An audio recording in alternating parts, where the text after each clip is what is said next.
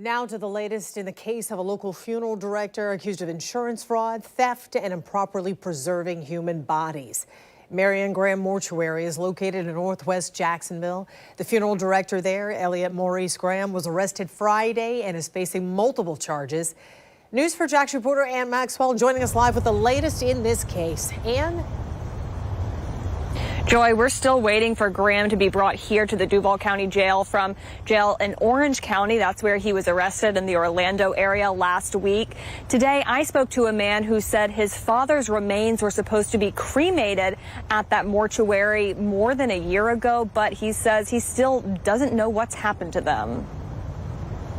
It's been nearly 2 years since Dale Williams lost his father. Very hard-working man, diligent man. He was also a minister, a very great man. Williams says he and his wife paid about $8,000 or $9,000 for his father's funeral in 2021, a year before he passed. He was sick at the time. When it came time for the wake and the funeral, that's when things began to unravel. He tells us his father was in the wrong casket, haphazardly dressed with his mouth left open.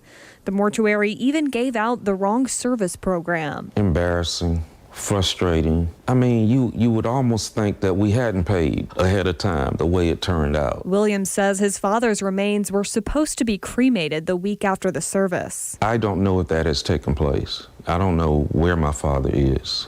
He showed us text messages following up with the funeral director in September, more than a year later. I could tell he was reading the texts. I could see that, but not responding. So I don't know where my father's body is. What's that like? It's crazy. It's like being in limbo. It wasn't until last week he learned he wasn't the only one having issues with the mortuary.